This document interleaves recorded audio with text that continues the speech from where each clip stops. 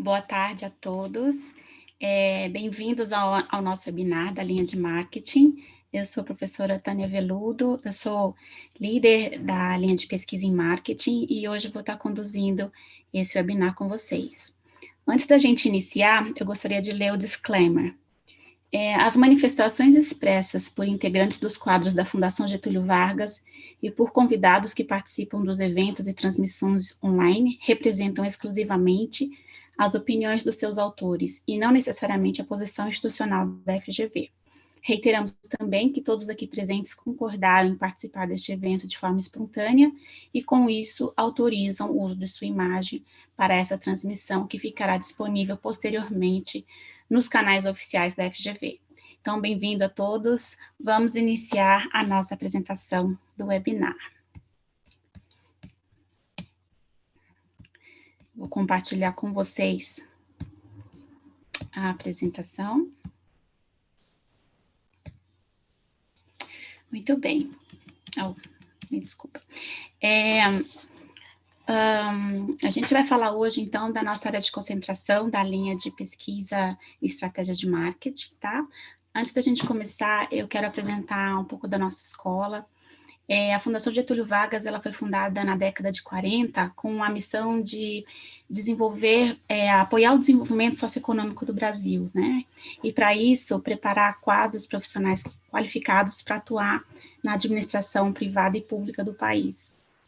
A Escola de Administração de Empresas de São Paulo, a EASP, tem mais de 70 anos e ela foi criada com a missão de desenvolver o ensino e a pesquisa de excelência na área de administração. E hoje, a EASP oferece cursos nos mais variados tipos de cursos na área de administração, desde graduação, pós-graduação lato sensu, mestrado acadêmico, mestrado profissional, doutorado acadêmico e doutorado profissional. Para vocês terem uma ideia de como a nossa escola se insere dentro do contexto da Fundação Getúlio Vargas, entre as 9 escolas da Fundação, a Escola de Economia, de Direito, de Relações Internacionais, está a Escola de Administração de Empresas de São Paulo, tá? É importante a gente mencionar o reconhecimento que a nossa escola tem, nacional e internacionalmente. O nosso mestrado e doutorado tem reconhecimento da nota 7 máxima da CAPES. A escola foi considerada a melhor think tank da América Latina e o 5º melhor do mundo. Hoje, os nossos cursos de graduação, eles contam com aproximadamente 2.300 estudantes e de pós-graduação, 1.700 estudantes. Também importante lembrar que a RAI, que é a Revista de Administração de Empresas, foi o primeiro periódico de administração do Brasil e ele é também da nossa escola. Em relação ao diferencial e reconhecimento internacional, a nossa escola conta com a tripla acreditação internacional, o que é muito importante para abrir portas para carreiras internacionais, para quem deseja conquistar uma carreira internacional. A tripla acreditação é um mérito de menos de 1% das escolas de negócio do mundo. A nossa escola também foi a única do Brasil reconhecida pela Edu Universal, que é um ranking de escola de negócios, que envolve mais de 150 países. Nós recebemos o Palms of Excellence da Edu Universal. Agora, mais especificamente, falando sobre cursos de mestrado e cursos de doutorado estrito sensu, né, os doutorados e mestrados acadêmicos. Quem se interessa em fazer o programa conosco, passa por um processo seletivo que envolve uma série de requisitos, né? Então, o nosso processo seletivo, o primeiro requisito é uma carta de intenção, que é uma carta motivacional, onde o candidato tem que escrever por que ele gostaria de fazer o curso conosco. 2 cartas de recomendação. Então, é interessante pegar cartas de pessoas que conheçam o trabalho do candidato, um orientador, um professor, um chefe, que tenha trabalhado bastante próximo com o candidato. O histórico escolar, Para os candidatos ao mestrado, é necessário o histórico escolar da graduação, e para os candidatos a doutorado, o histórico escolar de mestrado e graduação. E o candidato tem que apresentar um de 3 tipos de teste de aptidão. Pode ser o GMAT ou o GRE, que são testes feitos em inglês, ou o teste UNPAD, tá? Esses 3 testes são provas de aptidão e mensuram raciocínio analítico, interpretação de texto, etc. Como o GMAT e o GRE são feitos em inglês, eles servem também como teste de proficiência em inglês. E o teste UNPAD, ele tem uma parte do teste dedicada especificamente à avaliação do inglês. É muito importante o domínio da língua inglesa pelo candidato, pelo aluno do CMCD, porque algumas de nossas disciplinas são dadas em inglês, e inclusive alguns alunos, eles têm optado por escrever as dissertações e teses em inglês também. O último requisito é um projeto de pesquisa, que é apenas para os alunos de doutorado, e o projeto de pesquisa está todo especificado no edital, mas ele deve conter uma introdução, um objetivo, os resultados esperados, a metodologia, tá? É interessante que o candidato proponha um projeto de pesquisa que esteja alinhado com os interesses de pesquisa dos professores que compõem a nossa linha. Em relação a bolsas, esse é um ponto muito importante que eu gostaria de frisar. Todos os alunos do nosso programa de mestrado acadêmico e doutorado acadêmico têm garantia de isenção de mensalidade, ou seja, ninguém precisa pagar o curso. Nós conseguimos isso através do que a gente chama de bolsa taxa, que é uma bolsa que isenta os alunos do pagamento da mensalidade. Então, ninguém precisa pagar a mensalidade. E alguns alunos, além da bolsa taxa, conseguem também ter a bolsa integral, que é uma ajuda de custo para ajudar a manutenção e seus gastos. Os alunos ingressantes, eles podem obter essa bolsa integral de acordo com o seu desempenho no processo seletivo.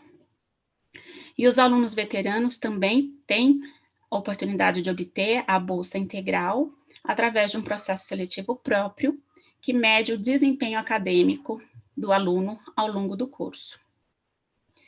É possível ainda que os alunos busquem custear a sua manutenção, enviando projetos para agências de fomento, por exemplo, para a FAPESP.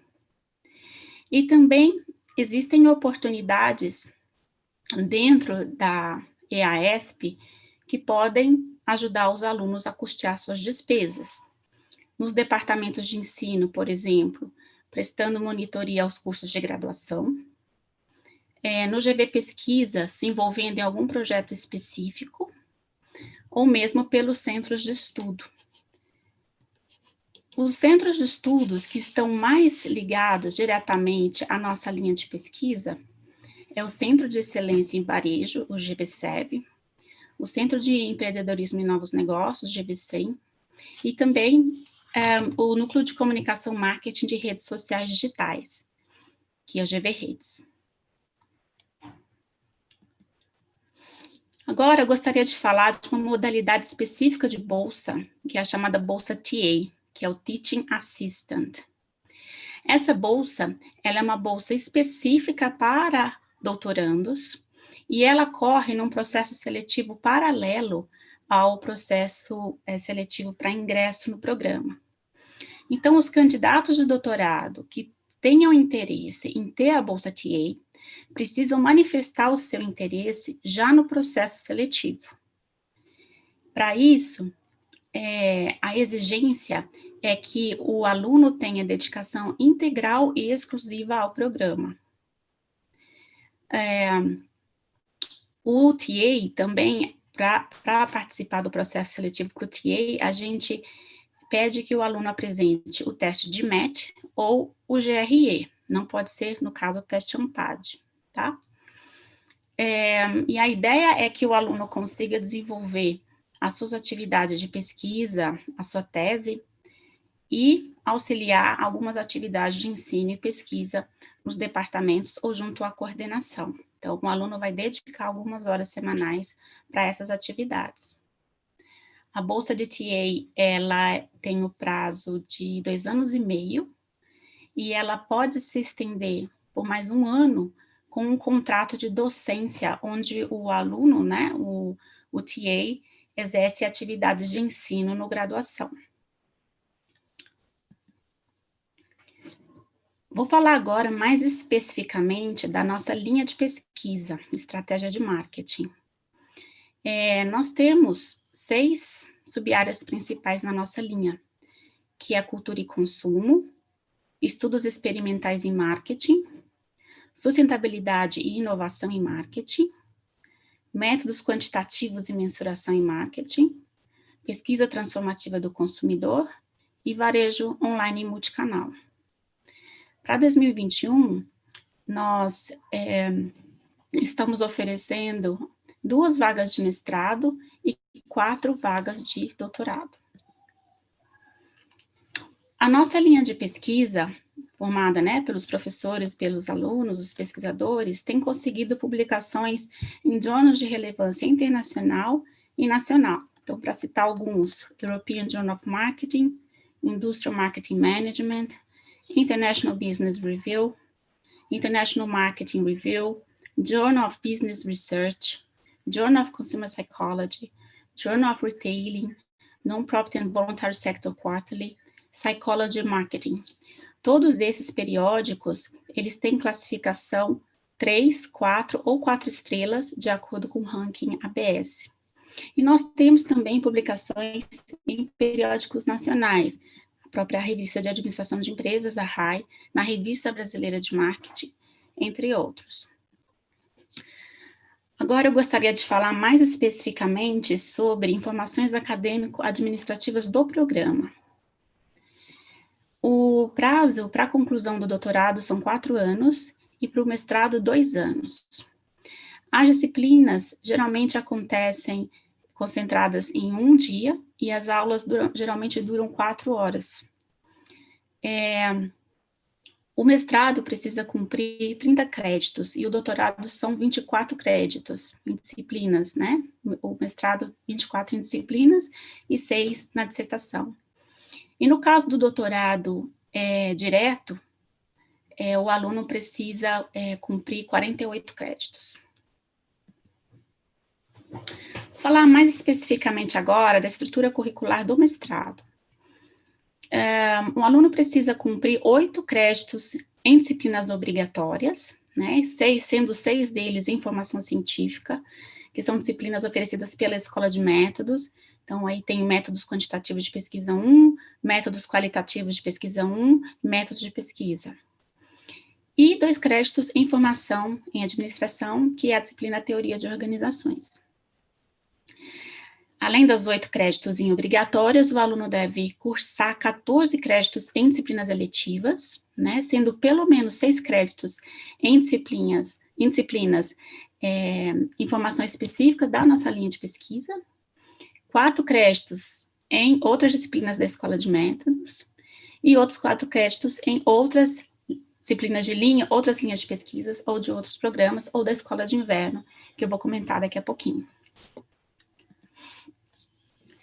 A estrutura curricular do doutorado é similar, são 6 disciplinas obrigatórias, sendo métodos quantitativos de pesquisa 2, métodos qualitativos de pesquisa 2 e epistemologia, como disciplinas obrigatórias. Em termos de disciplinas eletivas, são 14 créditos, sendo 6 em disciplinas da linha de pesquisa e marketing, 4 em disciplinas da Escola de Método e outros 4 créditos em outras disciplinas em outras linhas ou em outros programas. Aqui vocês podem visualizar quais são as disciplinas que normalmente são oferecidas pela nossa linha de pesquisa. Então, Business to Consumer Marketing, Cognition and Emotion Consumer Behavior, Inovação em Marketing, Marketing e Sustentabilidade, Marketing Theory Development, Psicometria, Transformative Consumer Research e os seminários especiais, que os professores têm mais liberdade de escolher temas que tenham interesse no momento de desenvolver com com outros pesquisadores ou com seus orientandos, ou com os outros alunos. As disciplinas normalmente são de 2 créditos. Quero falar um pouco sobre a Escola de Inverno, que foi uma iniciativa criada em 2005, e a Escola de Inverno é aberta para todos os professores e alunos do Brasil todo, acontece sempre em julho. Os nossos alunos podem fazer as disciplinas da Escola de Inverno para compor seus créditos de disciplinas, e na Escola de Inverno, professores de renomadas instituições internacionais venham para a nossa escola e lecionam, no mês de julho, um curso concentrado. Então, nós já tivemos nomes expoentes na área de marketing, a professora Daiane Heitko, por exemplo, o professor Russell Belk, já foram nossos convidados da Escola de Inverno.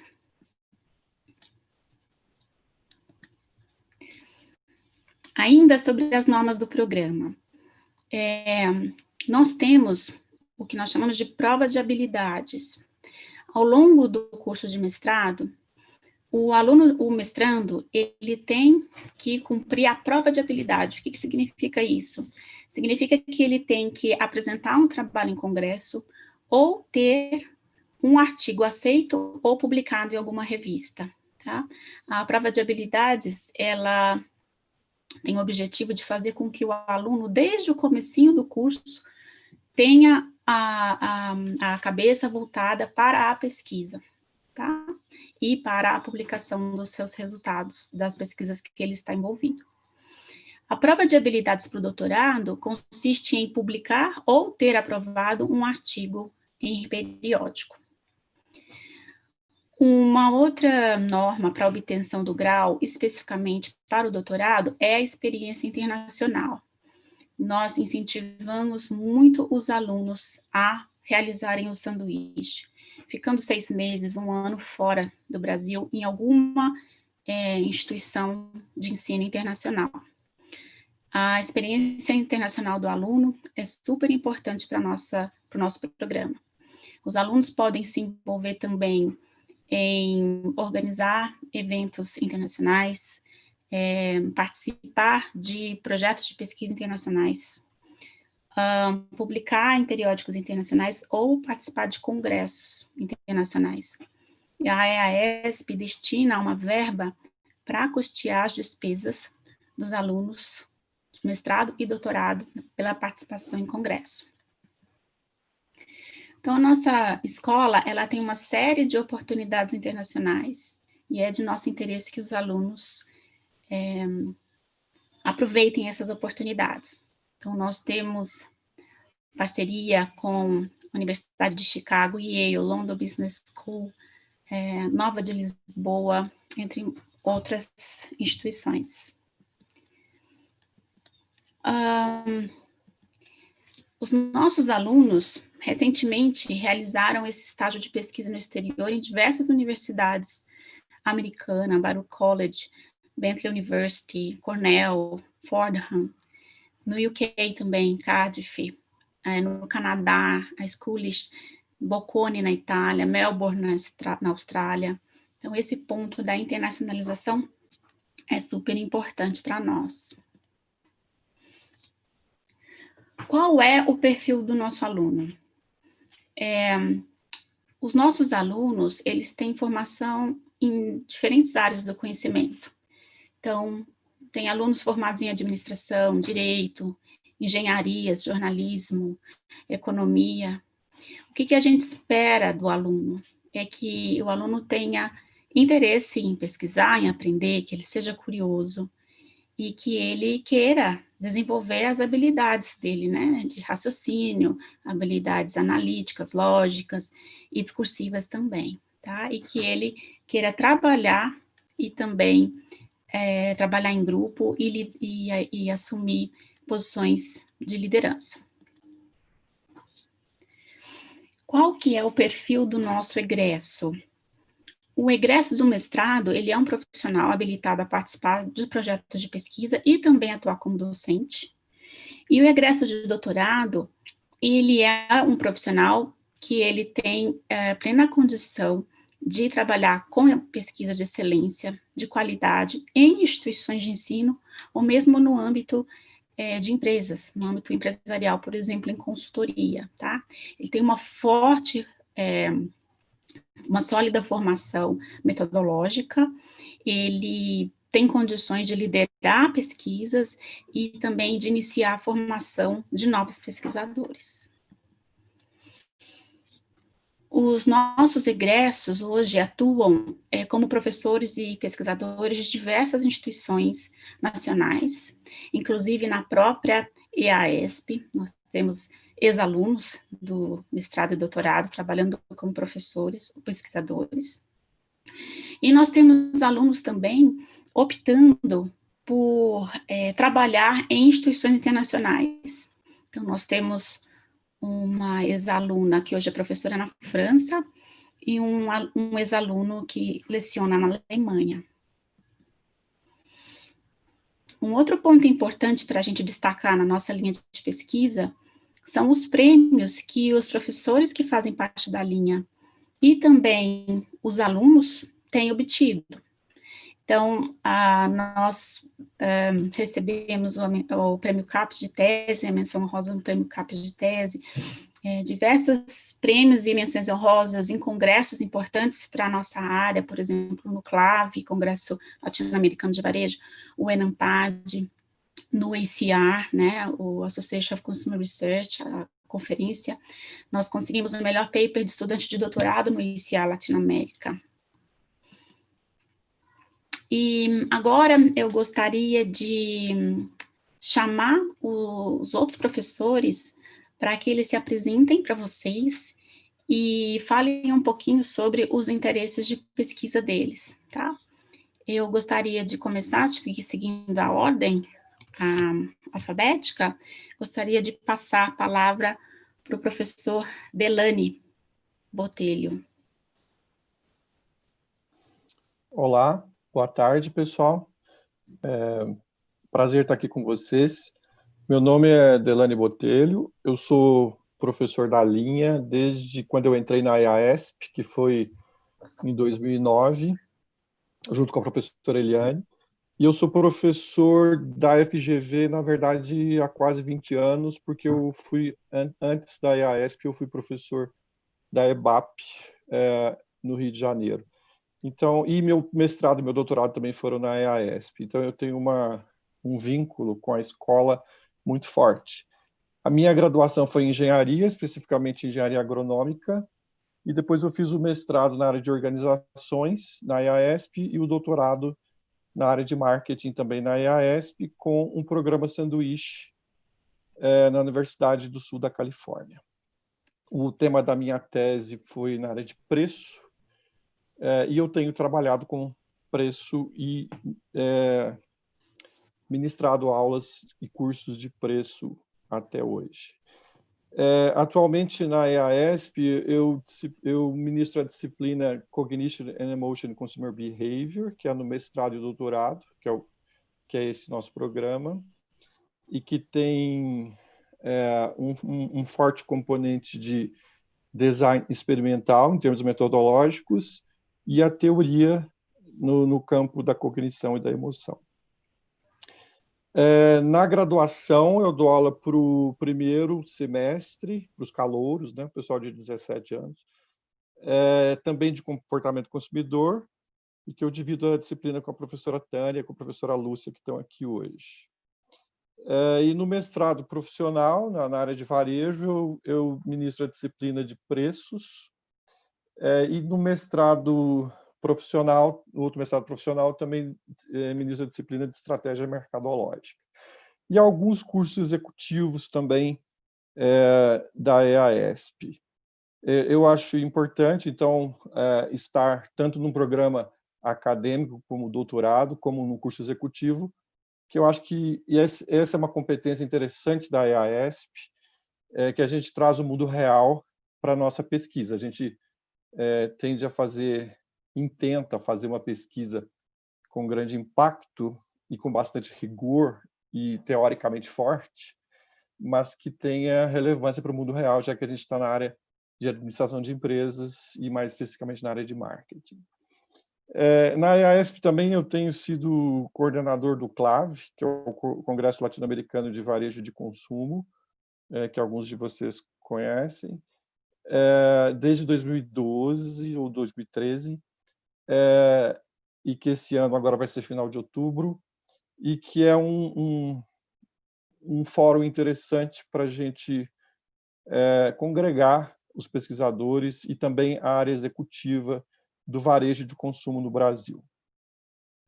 Bom, os temas que eu tenho interesse atualmente, eu continuo com bastante interesse na área de preço, desde o meu doutorado, mas hoje com a disciplina Cognition and Emotion, eu tenho trabalhado com esses dois, tentado trabalhar com esses dois drivers, que são, na verdade, muito amplos, porque, na verdade, a minha unidade de análise básica é o consumidor, quer dizer, é o indivíduo, apesar de que na área de preço eu também dou bastante foco na organização, mas no ponto de vista do consumidor, os grandes drivers de decisão, julgamento e percepção do consumidor passam por processos cognitivos e processos emocionais. Então, na verdade, é uma área muito grande, muito ampla, dá para estudar bastante coisa nesse campo.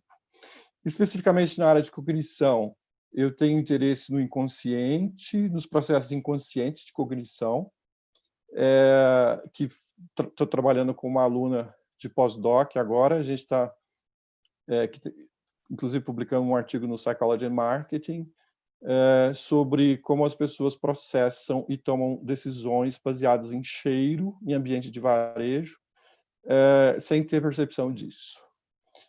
Eu poderia aplicar esse conhecimento tanto em questões de varejo, em empresas lucrativas, como eu poderia aplicar esse conhecimento em políticas públicas.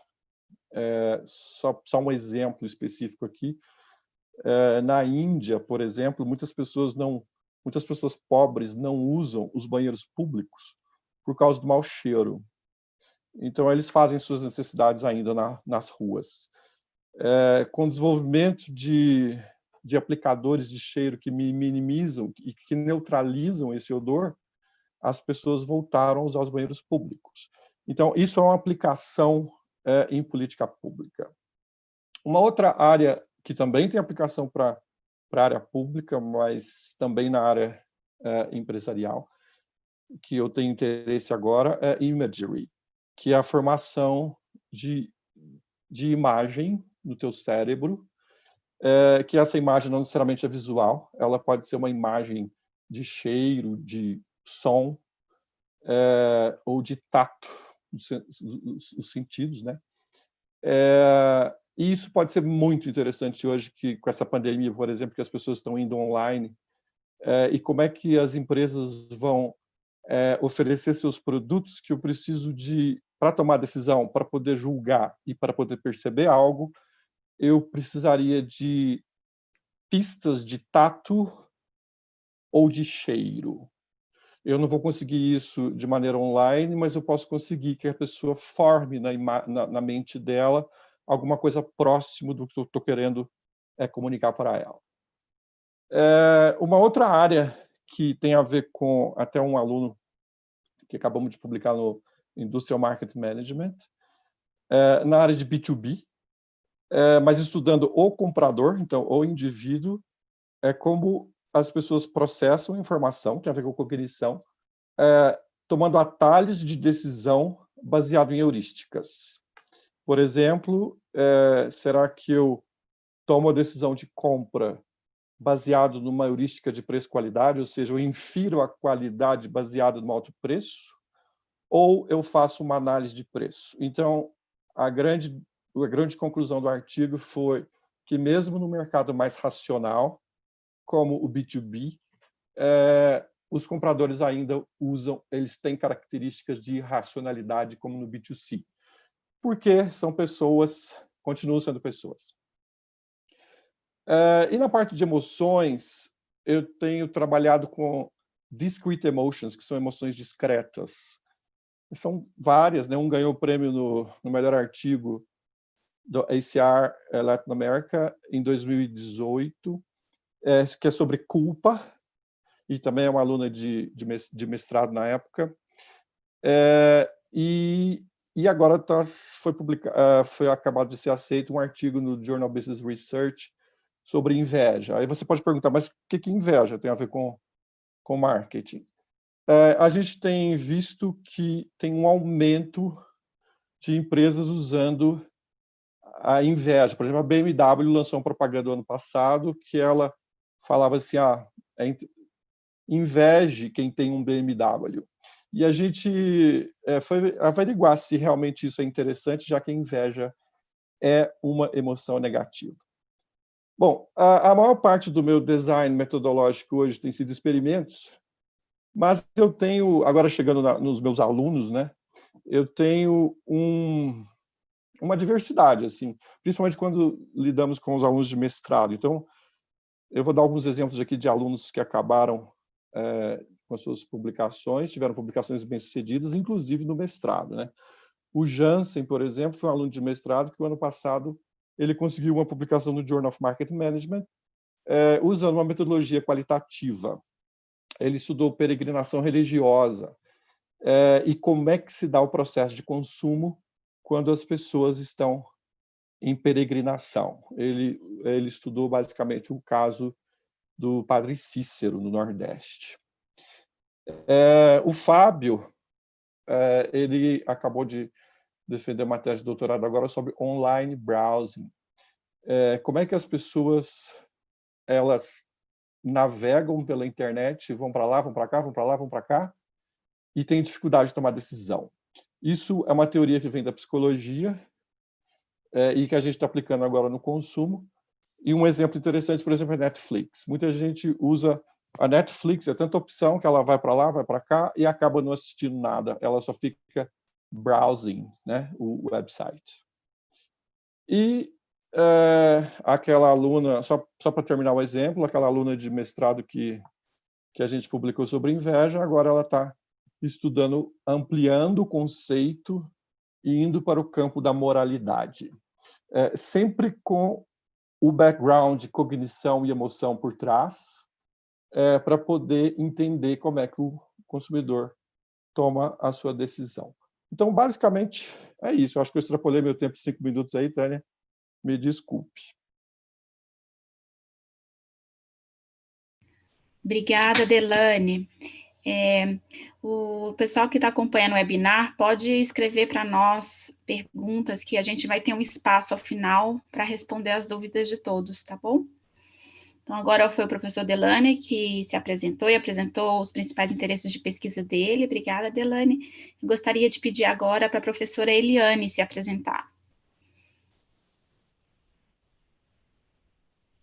Abrir o microfone, né? Bom, obrigada, Tânia. Bom, boa tarde a todos, né, os colegas, a Luciana Gaia, aí, que está coordenando os webinários da GV, e também aos candidatos ao nosso programa, né, presente aí no webinar. Tânia, obrigada aí pela apresentação, acho que foi interessante aí para quem não conhece a escola e até para os nossos colegas e para mim também. Então, eu queria começar agradecendo aos candidatos aí pelo interesse ao nosso programa e à nossa linha de pesquisa, e eu vou falar rapidamente aí dos meus interesses, começando a falar que meu interesse atual, um dos candidatos aí falou para quais professores estavam em cada um dos temas que a Tânia listou. Então, o meu interesse atual é em cultura de consumo, né, que é uma das temáticas que a Tânia listou. Eu tenho, então, feito pesquisa junto com os alunos e pesquisas minhas mesmo, que os alunos muitas vezes participam, dentro desse conjunto de temáticas que são denominadas na academia como cultura e consumo.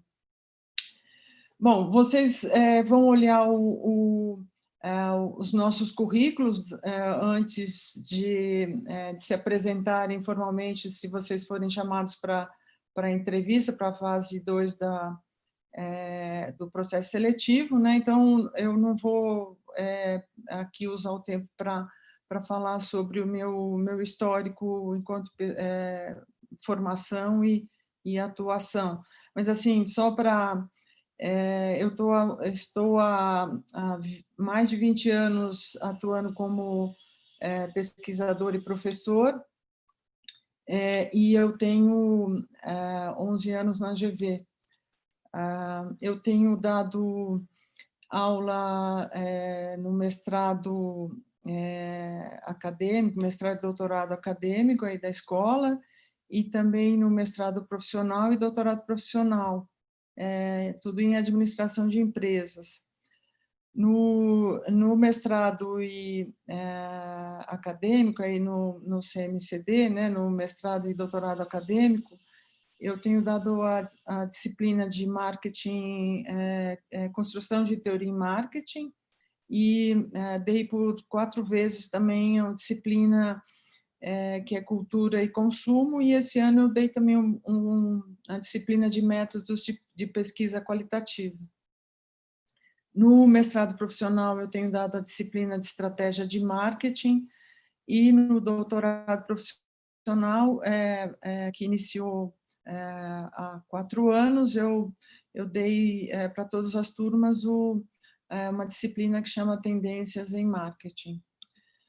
Em termos de projetos de pesquisa, eu estou concluindo, está na fase final, e deve ter mais 1 ano esse projeto, que já tem aí 3 anos, mais ou menos, que a gente tem trabalhado com ele. Então, foi uma equipe grande que trabalhou comigo.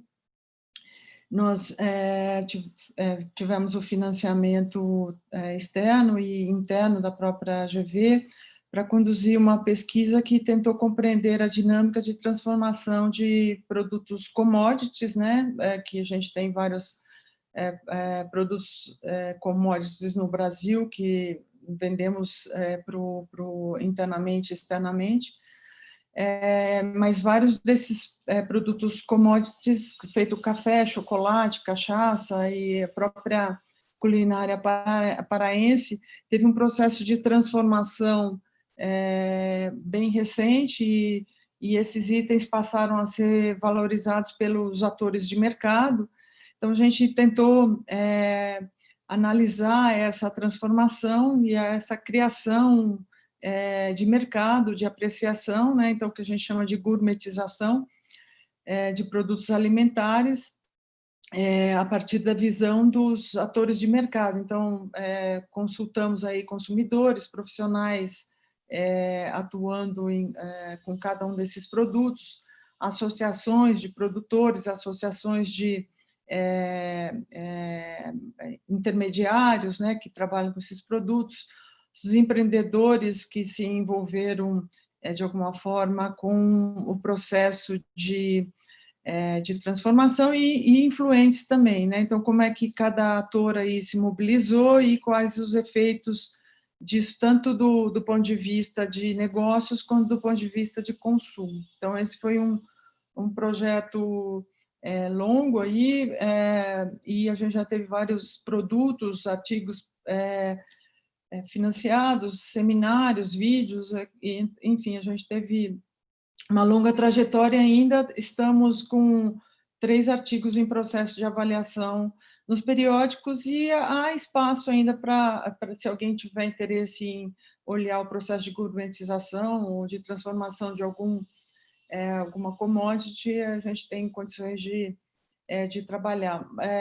Nós trabalhamos aí com teoria institucional e também com teoria de autenticidade, legitimação, enfim, nós tivemos aí, para cada produto, nós acabamos enveredando por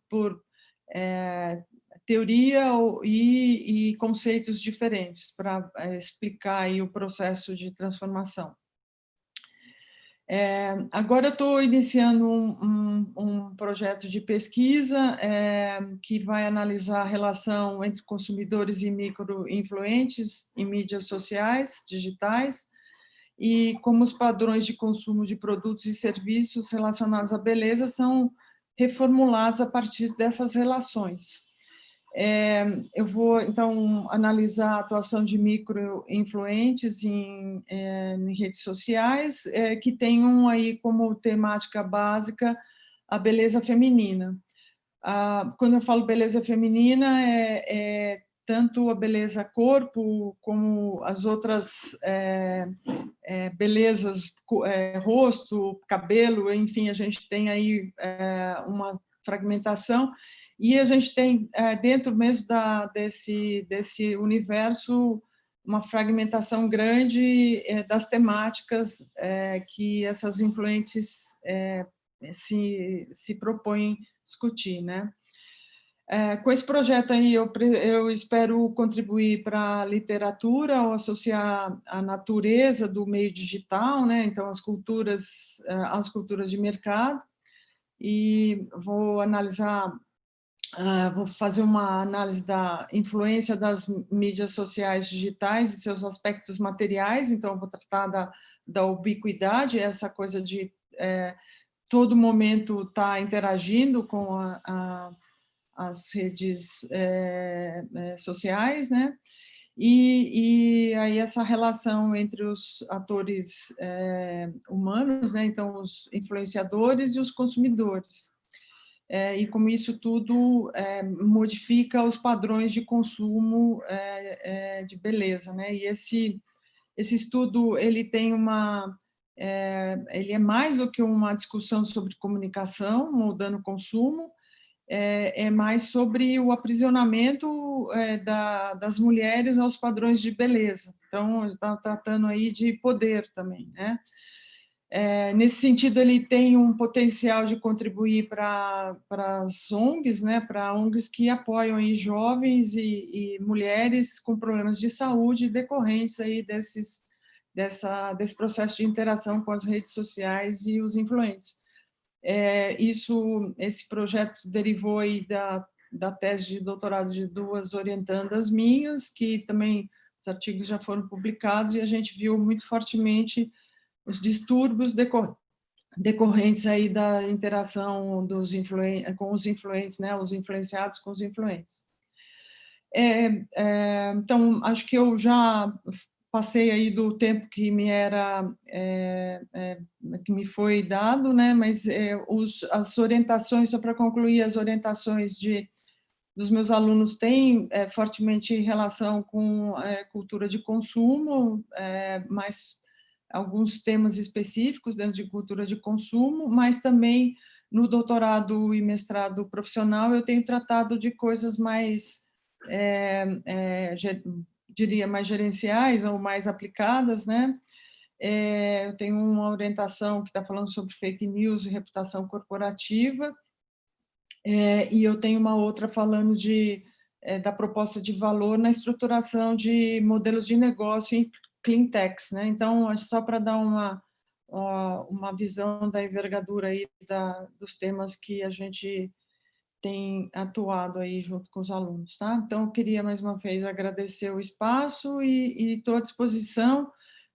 Se alguém quiser falar, fazer alguma pergunta específica depois, e também se quiser entrar em contato posteriormente via e-mail, a gente passa no final os nossos e-mails, tá bom? Obrigada. Obrigada, Eliane. Super obrigada pela apresentação. Eu tenho visto que o pessoal está mandando algumas questões para alguns professores em específico. Podem enviar, que no final a gente vai abrir para responder essas perguntas, tá? Perguntas relativas ao processo seletivo e também perguntas que vocês tenham direcionadas especificamente para algum professor. Então, seguindo aqui em ordem alfabética, eu gostaria de pedir agora para o professor Felipe Zambaldi se apresentar e apresentar seus interesses. Boa tarde, pessoal. Tudo bom? Vocês estão me ouvindo bem? Então, eu gostaria de agradecer ao pessoal do Admissions Office, né, por ter organizado esse webinar, para a Tânia também, por estar liderando isso na parte da nossa linha, né? E pela apresentação. E a atenção de todos vocês, a oportunidade de apresentar a nossa escola, a nossa linha, e um pouco de cada um dos nossos interesses individualmente, é muito importante para nós. Então, meu nome é Felipe Zambaldi, eu sou professor da linha desde 2013. Vou falar rapidamente da minha formação. Eu sou formado em administração pela própria EASP e em ciências sociais pela USP, e tenho doutorado também pela EASP, que eu concluí em 2007. Então, assim como o professor Delany mencionou, eu também tenho uma relação afetiva muito grande com a escola. Na verdade, desde que eu comecei a minha vida adulta, praticamente todos os dias úteis eu ia para lá até a pandemia, né, com alguns intervalos, mas basicamente foi isso. Eu fiz meu estágio doutoral na Universidade de Chicago em 2006, e no ano passado, né, comecinho desse ano, eu fiquei por 3 semestres como pesquisador visitante na Universidade da Virgínia, na Darden School of Business. E aí eu desenvolvi um projeto, né, e continuo, né, desenvolvendo o projeto dessa experiência. Quando eu falar logo mais sobre meus interesses de pesquisa, minha atuação de pesquisa, eu vou falar mais detalhadamente sobre esse projeto. No programa, eu ministro a disciplina de psicometria, que é uma disciplina basicamente que busca mensurar alguns aspectos envolvendo o comportamento das pessoas, né, principalmente na posição de consumidores. Então, a gente fala um pouco sobre motivações, sobre atitudes, intenções, né, que essas pessoas têm em relação ao consumo, ou para com marcas, ou empresas. Alguns exemplos também de algumas orientações, trabalhos que eu tenho feito nesse sentido. Eu ministro aula de outros programas também. No doutorado profissional, eu ministro a disciplina de métodos quantitativos. No mestrado profissional, eu ministro disciplinas de marketing analytics e tecnologias de e-commerce. E na graduação, ministrei por bastante tempo pesquisa de marketing analytics também. Então, eu tenho uma atuação grande, né, na mensuração em marketing, modelos quantitativos em marketing. Efetivamente, né, meu principal interesse de pesquisa e de atuação são os métodos quantitativos em marketing. Falando um pouco sobre a questão da mensuração, a construção de escalas, a disciplina, né, que eu ministro, que eu falei que ia dar alguns exemplos, então, para tangibilizar um pouco isso, a ação recente que eu concluí, o doutorando desenvolveu uma escala de resistência à inovação, né? Então, boa parte da literatura de inovação, quando olha para o consumidor, fala em adoção de inovação, né? E aí a literatura não era muito presente nas pessoas que não adotam inovação, mas resistem até onde dá, né? E aí, de alguma maneira, inovação, ou quando de fato é inviável, né, continuar resistindo, ou tem um benefício tangível muito forte, ou emocional muito forte. Então, ele construiu essa escala de resistência e inovação, que pegava aspectos cognitivos, que a maior parte das escalas de adoção de inovação olhavam mais para aspectos cognitivos, mas ele também incorporou aspectos emocionais, né? Então, teve 2 contribuições: a construção da escala de resistência à inovação por parte de consumidores, a parte de incorporar aspectos emocionais a essa decisão de adotar ou não inovação, no caso de resistir ou não à inovação. Um outro exemplo uma tese também que foi orientada recentemente, né, e a gente construiu uma escala também que está submetida a um journal para avaliação, que é uma escala de engajamento com marcas, né?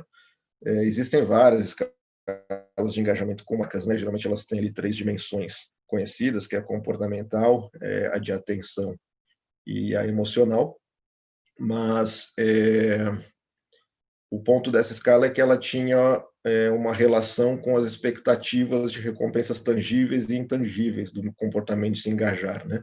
Então, presumindo que as pessoas se engajam não só nessas 3 dimensões, mas também porque elas têm expectativas de que aquele engajamento vai trazer resultados para ela, sejam tangíveis do relacionamento com a marca, sejam intangíveis, como gerar prestígio, reputação, bem-estar. Até vi que alguma pessoa perguntou sobre isso, né, nas perguntas sobre trabalhar com recompensas em redes sociais, né?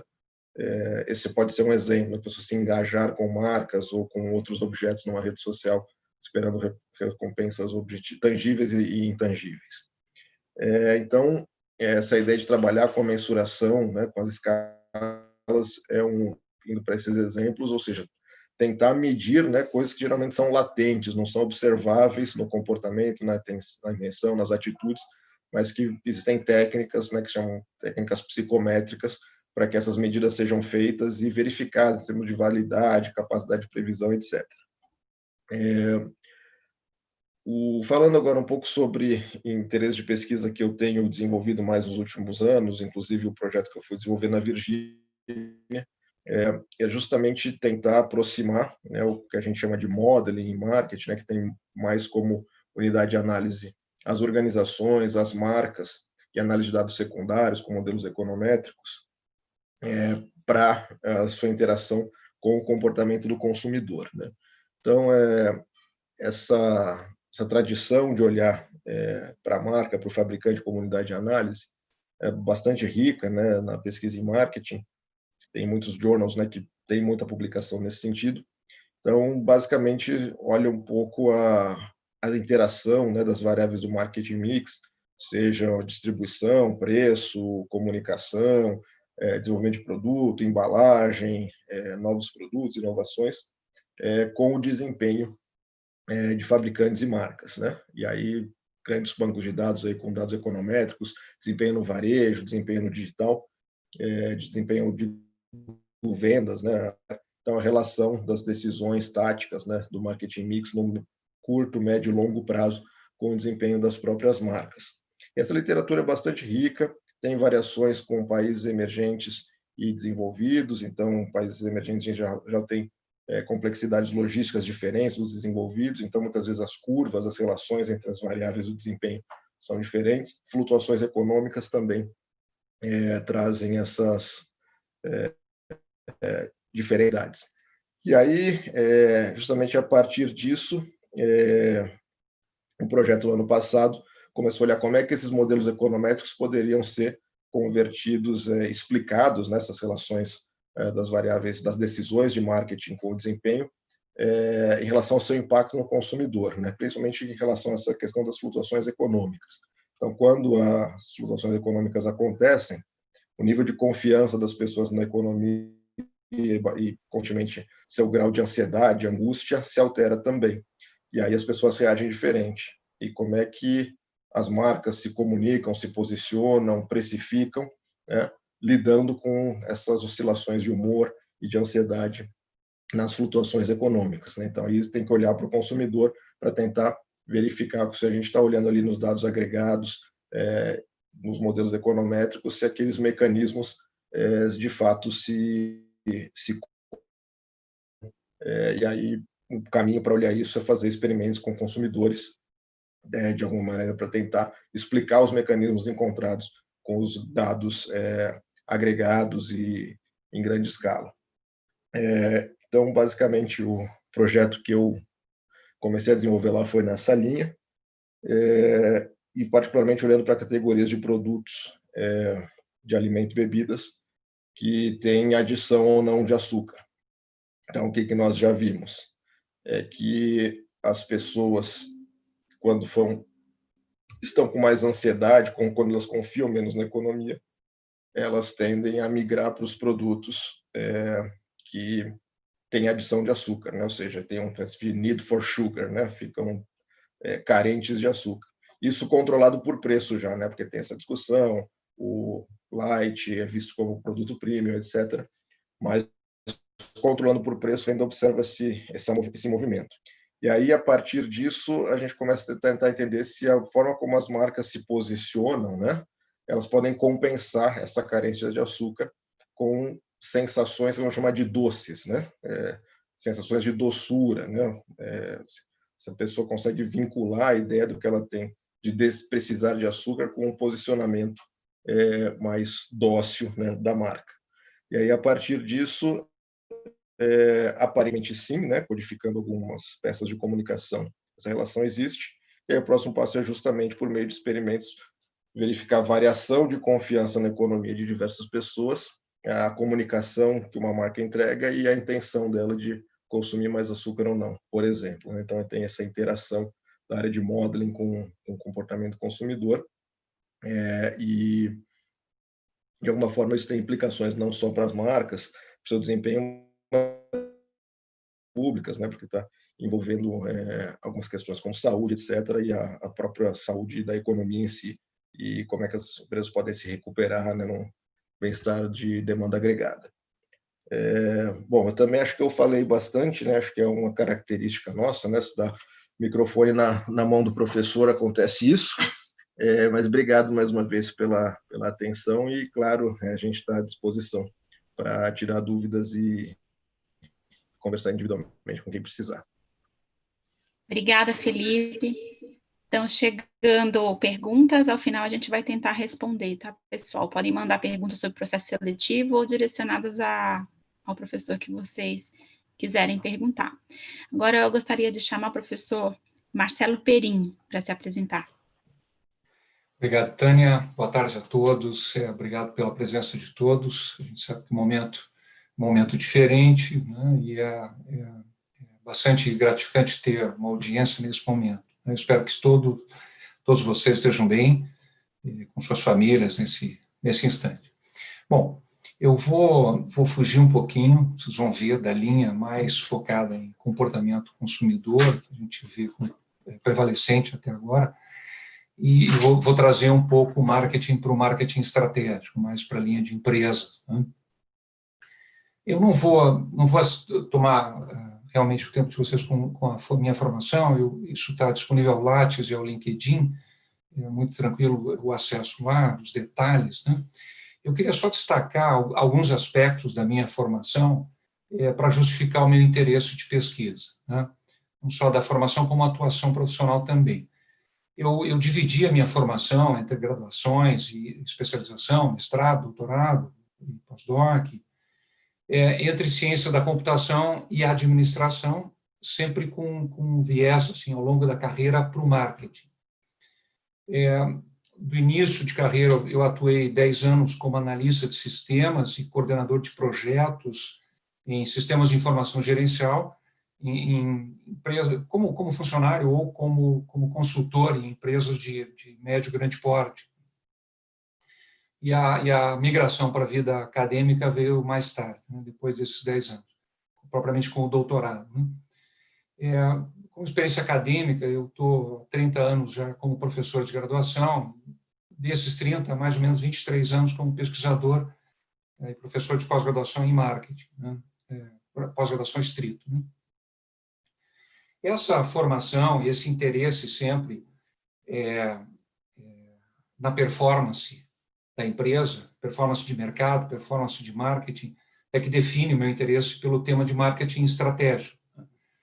Eu tenho há muito tempo pesquisado aspectos internos da empresa, recursos internos da empresa, e também eventos ou facetas externas da empresa, do ambiente, mercado, institucional, ambiente concorrencial, enfim, que levam à performance empresarial. O que define o sucesso de mercado, o sucesso de marca, o sucesso de lucro de uma empresa, olhando aspectos primordialmente internos, né? Mas sempre com um viés de marketing, né? Por conta da importância que o mercado, que o comportamento do consumidor tem para o desempenho da empresa. Então, eu trago essa informação do comportamento do consumidor para dentro da empresa e estudo como que a empresa pode reagir a esse conhecimento gerado pelo comportamento do consumidor como disciplina. Então, eu estudei temas ao longo do tempo, como orientação para o mercado, orientação ao empreendedorismo, orientação à aprendizagem, mais como culturas de uma empresa, capacidades e comportamentos empresariais, como capacidade de inovação, habilidades outras de conexão com o mercado. E ao longo do tempo, o meu interesse se voltou dentro do marketing estratégico à inovação. Os últimos temas que eu tenho trabalhado são inovação e sustentabilidade. A inovação ligada à sustentabilidade tem trazido à tona um tema que me interessou muito, que foi eco-inovação, né? Ou inovação ambientalmente amigável. Há várias definições para o tema, mas é realmente uma inovação voltada à sustentabilidade, como isso é ordenado na empresa e como há a reação dos consumidores. Então, aqui é uma definição de estratégias e como o cliente reage. Para dar um exemplo de um artigo que está sendo finalizado, uma pesquisa que eu fiz com parceiros da Europa, particularmente Espanha, eu estive fazendo um pós-doc na Catalunha há 1 ano e meio, e lá a gente fez um levantamento com consumidores de Apple e Microsoft. E o modelo final apontou o seguinte, que a valoração da marca, né, a percepção de lealdade, de valor dedicado a uma marca, ele é influenciado pela percepção de um produto ambientalmente amigável, desde que exista uma percepção também de ética da empresa. Então, são temas desse tipo que me interessam. Então, a empresa não adianta apenas ser sustentável nos seus produtos, mas ela também tem que mostrar outras facetas, o chamado triple bottom line, particularmente uma faceta de ética. Né? Então, esse é um exemplo de último tema que eu tenho tratado. E, no meio disso, eu trabalhei muito também com inovação voltada à empresa, a organização da inovação na empresa, e aí envolvi construtos como a capacidade de absorção, de conhecimento externo, a relação universidade-empresa, para buscar inovação para a empresa, aí entra um interesse particular com startups, e como é que as startups se ligam a grandes empresas para desenvolver inovação. Bom, em termos de orientação no momento, para dar um exemplo do que me cabe orientar, né, ou me seria favorável orientar no mestrado e no doutorado acadêmico, tem a orientação do aluno Matheus, que é de doutorado, que é sobre ecoinovação. Nós somos num primeiro momento, né, 6 meses de aula, de doutorado, estamos fazendo um levantamento, uma análise sistemática, bibliográfica, do que há no marketing sobre ecoinovação. A Beatriz, que é aluna de mestrado, ela está trabalhando com drivers para o consumo de produtos ambientalmente amigáveis. Né? Então, notem, não quer dizer que não chega ao comportamento do consumidor, mas nós temos interesse de ver como essa reação do consumidor pode ser tratada em termos de estratégia para a empresa e como que ela precisa se organizar para dar conta disso. Em termos de projetos que eu venho desenvolvendo, o último projeto é um projeto universal do CNPq, a verba do CNPq, tratava de capacidade absortiva das empresas, como é que ela lida com essa informação para desenvolver a inovação, e também uma moderação ali, uma ligação com a interação com a universidade. Né? Como é que ela consegue absorver essa informação da universidade. Esse projeto se originou numa universidade anterior que eu trabalhava, onde eu participei por 10 anos de um polo tecnológico lá, que se chama Tecnopuc, que é aqui do Rio Grande do Sul, onde eu estou agora, né, durante a pandemia, onde eu ajudei a organizar a estrutura de relação com o mercado da universidade para trocar tecnologia, vender, fazer essa interação com o mercado, com empresas. Né? Bom, e o projeto que a gente está tentando agora elaborar para lançar uma proposta é um projeto que tenta explorar como que as empresas estão comunicando a sustentabilidade para os seus vários stakeholders ou agentes, né? Como é que a empresa passa essa informação de sustentabilidade e o interesse particular de um agente aí, que é o cliente, como é que o consumidor, o cliente, ele reage a essa informação, o que chega a ele, o que ele assimila, como que ele usa essa informação de sustentabilidade vindo da empresa. Em termos de disciplinas, nesses 30 anos de graduação, bom, se eu for enumerar as disciplinas aqui, nós vamos passar muito tempo. Eu já lecionei o que podia lecionar em marketing, mas, dado o foco de marketing estratégico, eu prefiro destacar as disciplinas que, no último ano, que eu foi o ano que eu vim para a FGV, eu sou um dos professores mais recentes da linha, possivelmente. No último ano, as disciplinas que entraram ao meu cargo foram, no mestrado e doutorado acadêmico, marketing e sustentabilidade e inovações em marketing. No MPA, eu vou passar a dar uma disciplina de estratégias de marketing, e as disciplinas de graduação refletem um pouco isso, a estratégia mercadológica, pesquisa de mercado e, excepcionalmente, marketing global nesse semestre. Bom, era isso que eu queria comentar com vocês. Comentário final, eu queria dizer que eu não fiz o meu mestrado e o meu doutorado na FGV, mas gostaria muito de ter feito. Vocês têm, nesse ambiente, uma oportunidade imensa. Isso aqui é realmente um hub de conexões para o mundo acadêmico e o mundo empresarial. Vale a pena fazer um doutorado e um mestrado aqui. Então, sejam bem-vindos. Espero encontrá-los a todos por aqui no ambiente da FGV. Tânia, obrigado. Muito obrigada, Perim.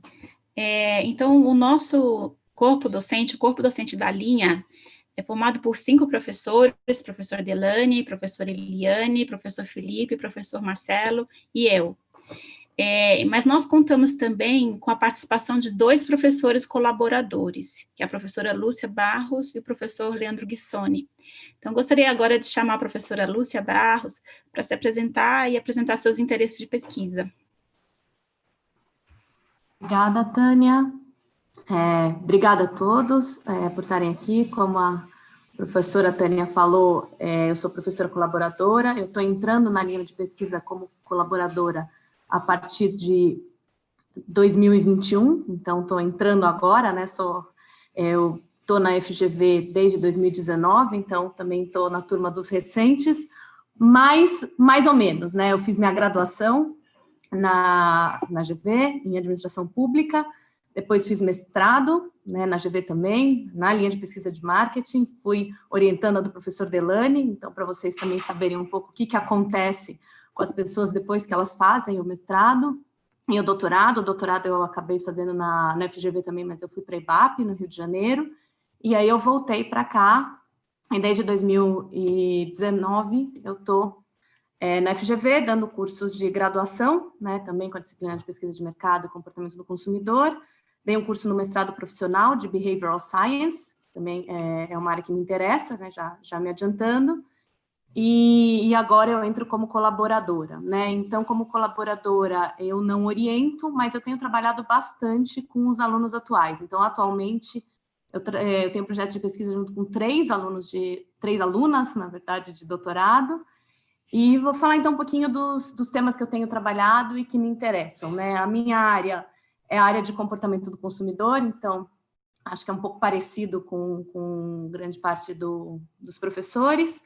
A minha base teórica predominante é psicologia social, então é mais específico dentro de comportamento do consumidor, mas também é uma área muito ampla. E a metodologia predominante é a metodologia experimental, né? Então, eu trabalho com experimentos de laboratório, experimentos de campo, é o que mais me interessa, trabalho com outros métodos também. A minha tese de doutorado, por exemplo, ela teve experimento, mas ela também teve análise econométrica de dados secundários, então, dentro da psicologia social, eu acabo me interessando também por outros métodos. Os temas principais que eu tenho trabalhado, acho que um pouco como o professor Delane falou, essa área ela é muito ampla e a gente acaba se interessando por muita coisa, né? Eu, particularmente, tenho interesses bem diversos, assim, mas eu acabei concentrando as minhas pesquisas mais recentes no tema de comportamento pró-social. Então, como que o consumidor ajuda os outros, ajuda outro consumidor, ou doa para alguma organização, doa tempo, doa dinheiro, doa sangue, compra um produto, né, não pelo produto em si, mas para ajudar uma empresa que vai quebrar, por exemplo, agora no caso da Covid. O segundo tema que me interessa bastante é o tema da identidade social. Então, como que o consumidor ele se entende dentro de um grupo e como que isso faz com que ele se comporte de uma maneira diferente, né? Então, dependendo se eu estou lidando com consumidores do meu grupo ou do grupo de fora, e se eu entendo que a marca ela pertence ao meu grupo ou ela pertence ao grupo de fora, então Vou dar como exemplo o meu artigo que foi publicado no Journal of Consumer Psychology. A gente entende que a gente estudou como que as pessoas entendem o comportamento moral, né? E a gente percebeu que existem alguns comportamentos que são moralmente ambíguos. Algumas pessoas acham correto e outras pessoas acham questionável. E aí a gente usou alguns exemplos, como o exemplo de fazer tour em favela, ou o exemplo de tirar foto na frente de um monumento, do monumento, por exemplo, do 11 de setembro. E com isso a gente percebeu que se a vítima é do grupo que eu pertenço, eu tendo a achar esse comportamento moralmente questionável, né? Então, por exemplo, eu talvez questione visitar uma favela aqui em São Paulo, no Rio de Janeiro, mas talvez eu não perceba que isso pode ser errado se eu for viajar para a África e vá visitar uma favela lá. E eu também me interesso muito pelo estudo das emoções. Também gosto de emoções positivas, emoções negativas, mas eu tenho interesses específicos também em emoções específicas. Então, me interesso por culpa, me interesso por constrangimento. Agora eu estou fazendo um trabalho que cuida que lida com essa emoção de constrangimento. E tem outros interesses também, né? Então, acho que outros projetos acabam aparecendo. Eu estou com um projeto com financiamento da FAPESP, num outro tema, que também a gente utiliza literatura de psicologia social, mas eu estou estudando ativismo de marcas nas redes sociais e como que as marcas, como que o consumidor reage a diferentes respostas das marcas. Esse projeto, inclusive, é com o professor Delany e com 2 alunas de doutorado. E então, acho que é basicamente isso. Não ministro disciplina no CMCD, faço algumas aparições, né, como eu vou fazer agora na disciplina do professor Delany, mas eu também estou à disposição para conversar e tenho trabalhado bastante, tanto com os professores quanto com os alunos aqui de mestrado e doutorado. Bom, acho que é isso. Tentei ser rápida. Obrigada, Tânia, e obrigada também a todos que estão assistindo. Eu espero que vocês se animem para juntar-se a nós. Obrigada, Lúcia. Eu vou fazer uma apresentação breve do professor Leandro Guissoni, que não está presente conosco e também é nosso professor colaborador. O Leandro, ele dá aula na EASP, nos cursos de graduação, mestrados profissionais, no doutorado profissional, e ele também dá aula no MBA Full-Time da Universidade da Virgínia, e ele tem 3 temas de interesses principais: canais de marketing, ele trabalha bastante também com disrupção digital e com marketing mix effectiveness, onde mensura os impactos das atividades de marketing. O professor Leandro Guissoni. E para finalizar a apresentação dos professores, eu vou me apresentar meus interesses de pesquisa, né? Me apresentei muito brevemente no começo. Então, eu sou atualmente líder da linha de marketing. Eu trabalho na EASP como professora há mais de 10 anos, um pouquinho mais.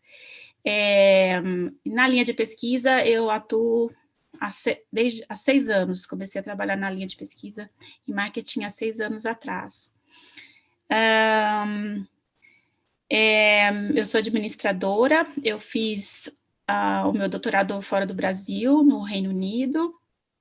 Sempre gostei muito de trabalhar com pesquisa, sempre foi o meu foco, né? Atuo no ensino superior há 20 anos. Na EASP eu leciono graduação, mestrado profissional e também no mestrado acadêmico e doutorado acadêmico. A disciplina que eu leciono no CMCD com mais foco é a disciplina de Transformative Consumer Research, que é a minha área de especialização, é a área que eu gosto de desenvolver trabalhos e que eu tenho me focado, tá? E eu trabalho com metodologias Quali e Quanti, e gosto muito de fazer projetos que envolvam temáticas sociais e que usem metodologias mistas, né, Quanti e Quali. Então, só para posicionar vocês um pouquinho sobre os meus interesses de pesquisa. Atualmente eu tenho um grupo de pesquisa, a gente está estudando a questão da escassez, os impactos disso para o marketing e os impactos sociais da escassez. Então, a gente está fazendo um estudo longitudinal com grupos com famílias desfavorecidas, né, que moram em comunidades e bairros afastados da cidade de São Paulo. Tenho 2 orientandas trabalhando comigo nesse projeto, é um projeto bem bacana, e tem outros professores também envolvidos. Os meus alunos têm desenvolvido, meus alunos de mestrado e do doutorado têm desenvolvido temas variados, mas dentro dessa área de TCR, que é a Transformative Consumer Research, que vai estudar o consumo e os impactos desse consumo para o bem-estar individual e bem-estar coletivo. Então, eu tenho alunos que se focam mais na questão individual e outros que têm uma análise mais do bem-estar coletivo. Então, só para dar exemplo para vocês de alguns projetos que foram desenvolvidos recentemente, eu tive uma aluna estudando a questão do materialismo e como isso influencia adolescentes e crianças, qual é o papel da família na prestação de serviços para consumidores vulneráveis. Trabalhei também com uma aluna a questão do vício em tecnologia, vício em jogos eletrônicos, como é que a gente pode atuar para evitar, né, excessos desse tipo. Também analisamos uma intervenção para fomentar alimentação saudável e também a prática da atividade física. No nível mais coletivo, tive também trabalhos falando sobre a questão de campanha de doação de órgãos, né? Qual é a melhor mensagem para a gente conseguir fomentar essa ideia, que as pessoas conversem com a família que querem doar seus órgãos. Então, são temas bastante variados. Teve um tema agora recentemente também que foi interessante, falando sobre autoestima feminina, como que a mulher é retratada na propaganda brasileira, como ela vem sendo retratada e quem é a mulher esquecida na propaganda. Então, as temáticas são muito variadas dentro da área de TCR, né, buscando sempre a questão de como o consumo pode impactar o bem-estar individual ou o bem-estar coletivo, tá? E eu tenho um outro tema que me interessa bastante, que eu venho desenvolvendo também, que é o foco na questão da doação, principalmente em relação à microdoação, tá? Então, foi uma apresentação aí breve de todos os professores e colaboradores da linha. Vocês têm acesso aos nossos Lattes para pesquisar mais sobre a nossa formação, sobre o nosso interesse de pesquisa, e eu tenho certeza também que todos os professores vão se dispor a conversar com quem quiser entender um pouquinho mais sobre a nossa linha de trabalho. Então, agora eu vou voltar para a apresentação, porque nós temos 10 minutinhos para concluir o webinar, e eu gostaria de usar esse tempo, principalmente para a gente conseguir responder as perguntas, responder as perguntas, sim. Então,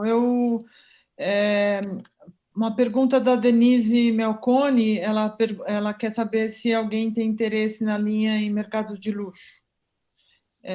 Eu responderia o seguinte, que acho que ela tem que especificar, porque mercado de luxo é o contexto, o que exatamente ela quer pesquisar dentro do mercado de luxo, né? Agora, não sei se alguém quer dar alguma resposta específica para ela. Eu dei até uma resposta escrita e eu acho que eu repeti essa mesma resposta em outras 3 perguntas. As pessoas estão muito interessadas nesse tema, esse tema. Assim, a minha resposta, e depois os outros professores podem complementar, é o seguinte, que o tema de pesquisa, eu acho que ele tem que agradar muito o aluno. Para mim, no meu caso, se você chega com um tema que te agrada, eu vou perguntar, mas qual é a abordagem que vai dar esse tema? Se essa sua abordagem me interessar, eu acho ótimo, inclusive, desbravar novos temas. Então, para mim, é mais a abordagem e não o tema em si. Se você for ver meus portfólios de dissertações orientadas, os temas vão desde peregrinação religiosa até cheiro em loja. Então, é realmente, mas a abordagem é muito semelhante e é, para mim, o mais interessante. Então, a gente tem também, a Vivian tinha falado sobre quais professores estão em cada um dos temas que você apresentou, Tânia. Então, eu estou em cultura de consumo, acho que daí cada um pode falar dos temas que estão ali listados, né? Uhum. Eu posso também, deixa eu colocar. Então, nós temos aqui, acho que eu posso compartilhar os slides.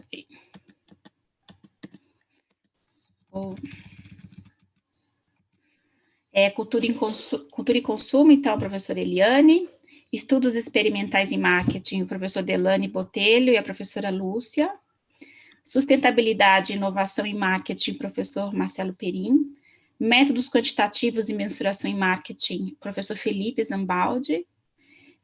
Pesquisa transformativa do consumidor, eu.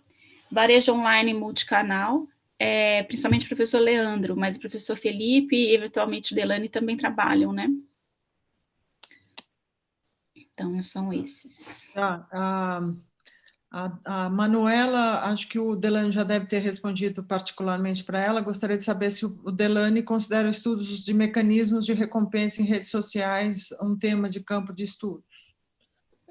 Então, foi essa que eu dei a mesma resposta. Eu acho que o tema, para mim, é interessante, e aí a abordagem que a gente precisa discutir, e eu deixei meu e-mail. Aliás, eu não sei se é público, se eu respondi de maneira pública, mas eu deixei o e-mail de todos os professores em uma das respostas aqui.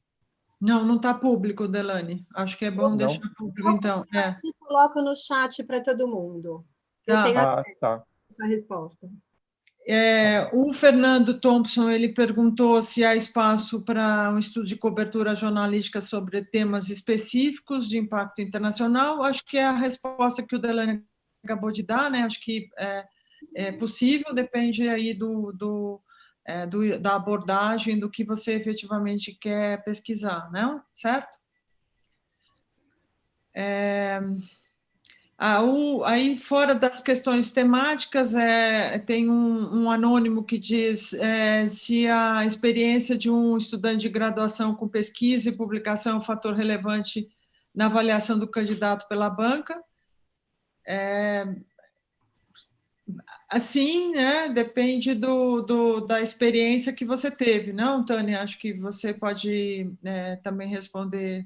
A gente considera, mas não é assim, extremamente relevante. Se a pessoa não tiver experiência, ela vai, se ela tiver potencial para desenvolver uma boa pesquisa, também a gente avalia como muito positivo. Isso, é um indicativo de perfil, se a pessoa já participou de projeto de iniciação científica, se já teve artigos publicados em periódicos, em congressos, é uma indicação que a pessoa tem o perfil. Mas quem não teve essa participação não significa que a gente vai desconsiderar, porque o que a gente está olhando é o potencial que a pessoa tem, né? Ser curioso, querer aprender, querer pesquisar, ir atrás das coisas, desenvolver raciocínio lógico, capacidade discursiva, capacidade analítica, é isso que a gente vai estar olhando também. Aí, acho que para a gente concluir, tem duas perguntas relacionadas à dedicação, dias, horas, né, por semana aos cursos. Eu dei uma resposta para um deles ali no chat, que é para um curso de doutorado no primeiro ano, para o mestrado também, mais ou menos a mesma coisa, né? São 12 horas, em média, por semana de aula presencial e mais de 15 a 20 horas de dedicação para preparação para as aulas por semana. E a partir do segundo ano, a pessoa se dedica ao projeto e às reuniões com o orientador e, eventualmente, aos projetos de pesquisa ou ao projeto de pesquisa além da dissertação ou tese que ele tenha se engajado ao longo do caminho. Não sei se você quer completar, Tânia. Não, eu acho que é isso.